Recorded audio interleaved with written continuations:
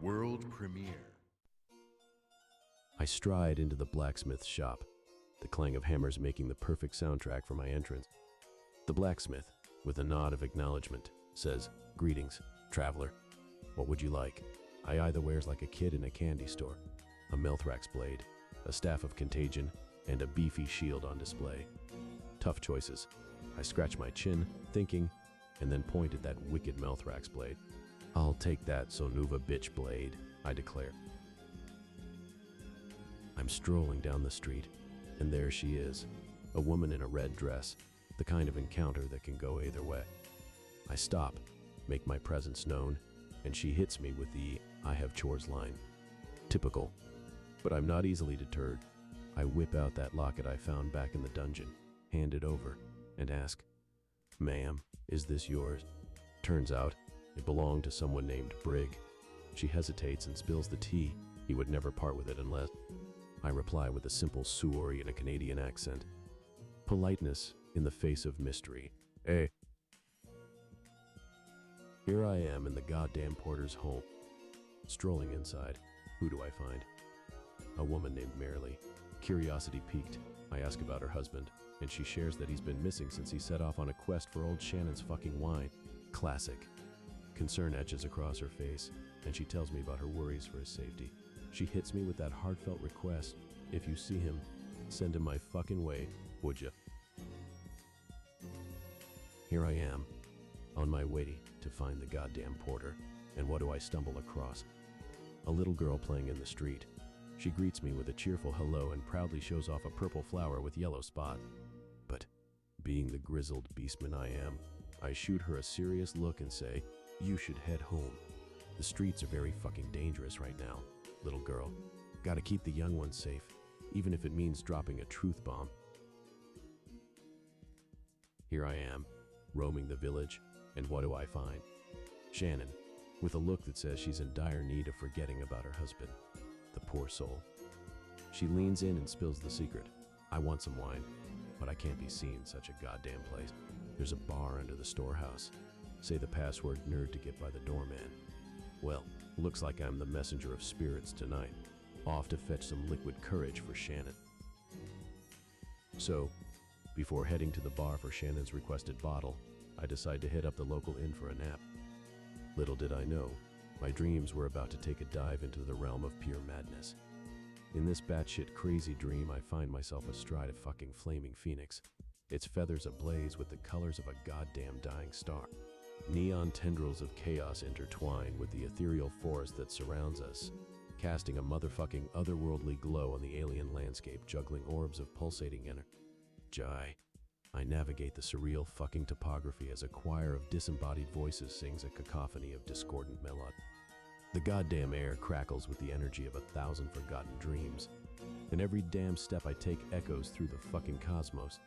Suddenly, a fucking legion of spectral ravens descends, each one uttering cryptic prophecies that resonate in the very fucking marrow of my being. The goddamn ground beneath morphs into a quivering tapestry of kaleidoscopic patterns, and I feel the weight of ancient fucking mysteries pressing against my consciousness. In the midst of this psychedelic ballet, a goddamn shadowy figure materializes, a seductive succubus with eyes that pierce the veil of reality. She beckons me to join a forbidden dance, a macabre fucking waltz that defies the boundaries of goddamn morality. As we move in rhythmic tandem, the boundaries between pleasure and pain blur into a hedonistic fucking trance. And just as the dream reaches its fucking zenith of decadence, I awaken in the inn, the residue of the surreal escapade lingering on the fringes of my waking mind. What the hell did my goddamn subconscious just conjure? What's next on this twisted fucking journey? Oh, master of the goddamn enigmatic. Stumbling out of the damn inn, I find myself in front of the bar, and there's this guy, completely shit-faced, sitting in the snow. He mumbles, "I drunk bad. Will you? Oh yeah, remember the password for me. It's nerd. Wait, no nerd. Yeah, nerd." Next to him, there's a half-empty bottle of wine, the kind that could make a pirate reconsider his life choices. Well, looks like I've got the damn password now. I snag that drunk man's open bottle of wine, because why the hell not, and make my way downstairs of the drunken condo. There, I come across the doorman, Kent. He eyes me and says, "Ye old fucker can't enter without the password." I look at him blankly and simply say, "Nerd, the magic word." He nods, seemingly satisfied. Walking into the bar, I'm greeted by the sight of a gigantic condor right in the middle of the damn room. The place is looking pretty wild, so I decide to chat up some of the patrons sitting around. I stroll over to this guy who looks like he's nursing a bottle of regret, and he spills his sob story. "See that woman over there? She used to be my wife. I'll get her back, you'll see." Curiosity piqued, I mosey over to the table the man was pointing at. There's a woman and a man sitting there. The man waves me off like I'm yesterday's news, but the woman looks me up and down with a mischievous glint in her eye. "Well, hello. You're hot as fuck, aren't you?" She purrs. And just when I thought things couldn't get more interesting, she drops the bombshell. "Oh, this guy next to me. Not my husband. Just my fucking brother." Well, isn't this a juicy little slice of life in the drunken condor? After all that wild tomfoolery upstairs, I make my way down to the bar table and decide to strike up a conversation with the guy leaning against it. He looks at me with a goofy grin and slurs. "Hey, how's you doing, buddy? Just having me a little sippy poo." I take a moment, then inform him that I guess he's the porter and drop the bomb that his wife is looking for him. As he blinks at me, trying to process the information through the alcohol haze, I cut to the chase and tell him, "You've had enough to drink already." Without saying a damn word, the porter turns around and walks away, vanishing into thin air before he even hits the goddamn door. I just stand there, not even bothering to question the absurdity of it all.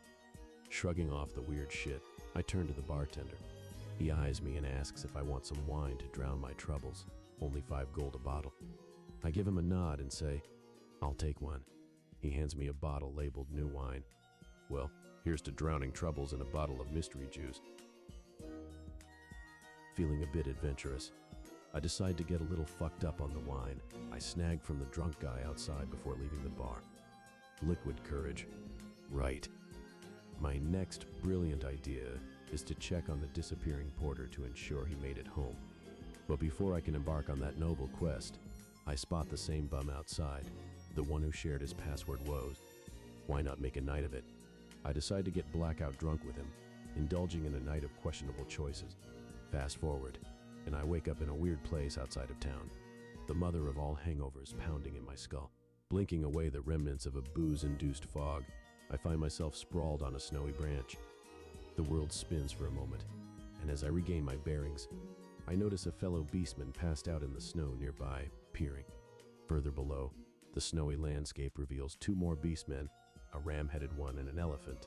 Looks like I've stumbled upon a hangover party of mythical proportions. Summoning the last shreds of my hungover courage, I decide to descend and confront the 2 beastmen below. Time to deal with the consequences of whatever the hell happened during that chaotic night. With a determined, if somewhat unsteady. After laying waste to the beastmen, I boldly stride into the wizard's house, ready for whatever weirdness awaits me.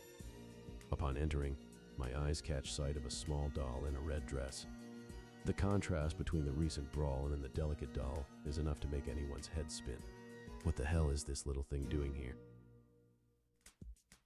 Back in town, I make my way to the porter's house. The woman, presumably his wife, greets me with gratitude. She thanks me for sending her husband home and informs me that the oaf managed to find his way to bed and passed out. Well, at least I accomplished something in this bizarre escapade. I trudge through the snowy streets, my boots crunching against the cold ground as I make my way to Shannon's house. In hand, I carry the wine I fetched for her. The door creaks open, and Shannon greets me with a curious smile. "Ah, you've brought the wine," she says, taking the bottle from my hands. "Thanks for sorting out my odd situation." I nod, a mix of exhaustion and curiosity in my eyes. In the godforsaken hellhole of Mukabar, the air reeks of death and despair. Corpses litter the damn streets like discarded toys in a child's nightmare. As I stumble into the town center, a goddamn funeral pyre blazes, a twisted beacon of a city on the brink. A desperate soul, eyes reflecting the madness, flags me down. "Hey, you there? You gotta help us. There's a fucking plague choking the life out of this cursed city."